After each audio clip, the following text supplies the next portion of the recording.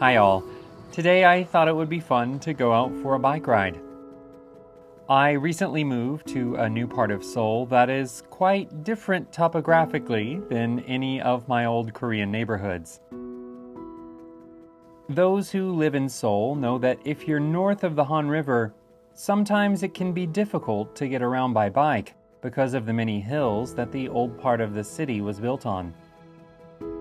However, south of the river, everything is quite a bit flatter, with many more bike lanes and bike paths to ride on.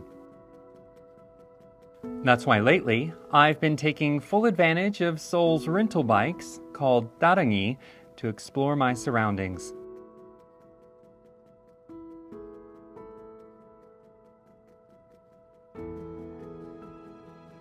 This is not any sort of paid endorsement, but I am really enjoying riding them around my neighborhood.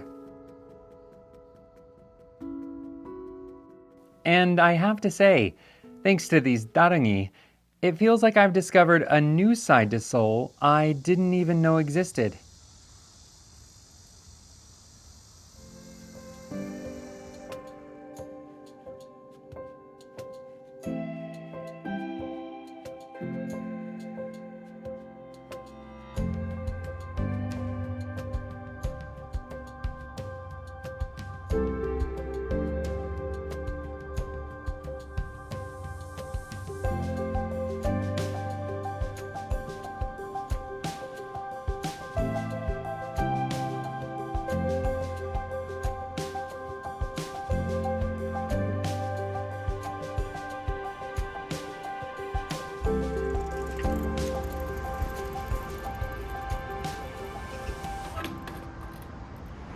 So as you can see, the weather is one of those weird days where it's sometimes sunny, it's rainy, it's drizzly, it's cloudy. So I thought it was going to be sunny all day. We will see what happens. But today I'm planning on riding my bike to the Han River. There's a cafe really close there that's actually easier to get there by bike than it is by bus or by subway. So I thought that would be a great place to go for this vlog. We'll see if I get rained on. I did not pack an umbrella. So once I'm really on the bike trail, I might just be getting rained on, and we will have to deal with that when we get to it, but hopefully we'll get some good shots.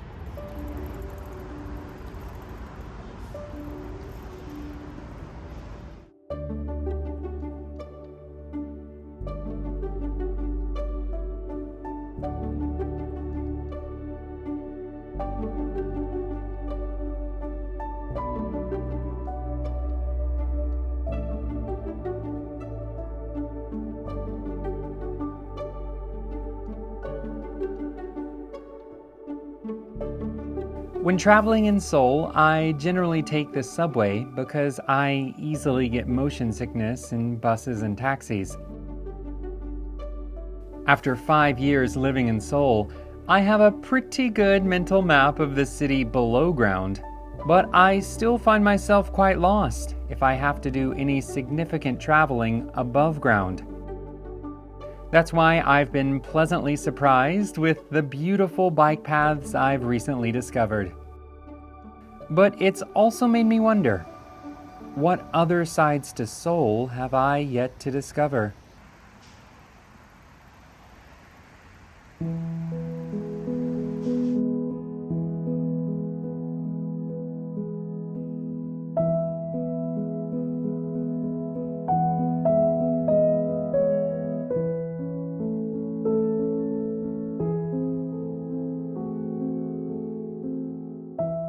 Generally speaking, urban planning and geography dictate modes of transportation available to us. When I lived in my old neighborhood, the hills made it difficult to bike, and the narrow roads made parking and driving a car inconvenient. But the subway was quite close, so naturally, that's how I moved about Seoul most often. But that daily decision had several knock-on effects. Because I was sitting on the subway, I wasn't getting the added benefit of exercise that I would have gotten with cycling. Because I was traveling underground, I wasn't becoming familiar with the neighborhoods I was traveling through. And because I couldn't roam too far from a subway station, I couldn't enjoy several locations that were only accessible by car. Even considering this, I would have still elected to take the subway every day because of its convenience. But I wish I had been a little more aware of the real cost of my decision. I can't change a city's transportation system or tear down a mountain to make it more bikeable, but by being cognizant of how my surroundings are affecting my choices, it makes it easier for me to know what I need to do to compensate for shortcomings. Yes, since I wasn't walking or biking, I knew I needed to exercise more, but being underground so much, I didn't realize how much beauty I was missing on the city's surface. Large things, yes, but small things as well.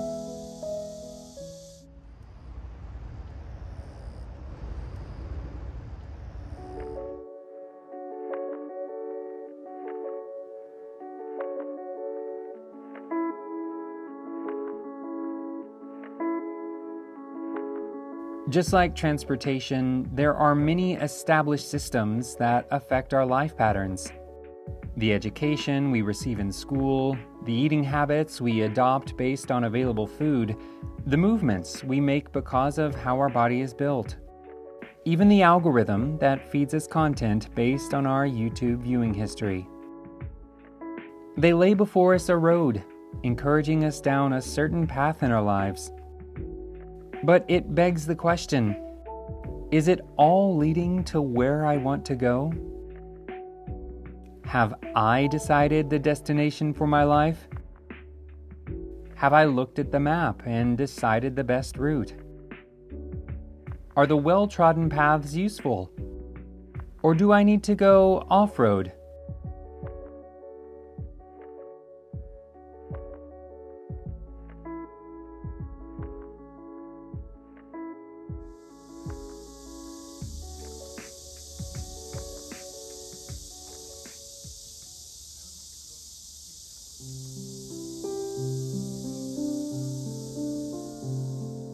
There are reasons that systems have been built, and for the most part, they're the best path to take. But if we follow them on autopilot our entire lives, never taking the time to examine them and how they're affecting us, we might just find we've been blinded to and guided away from the experiences and knowledge we want to have. When that's the case, sometimes you have to carve your own path.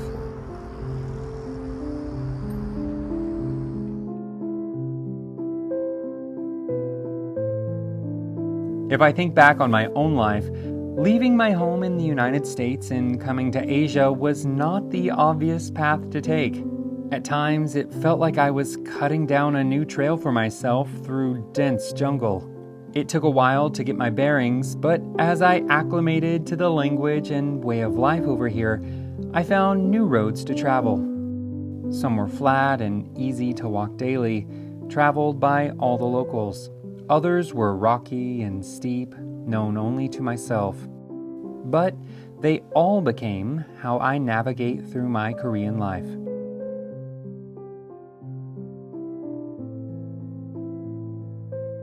Every day can't be an adventure, but from time to time, it might be good to turn down a road you've never taken, try something you've never done, think something you've never thought. Often the detour will be a road that takes you away from where you want to go. The way may become difficult and you might even get lost. But then that just solidifies that your daily routine is the correct one for you, and you can return to it tomorrow.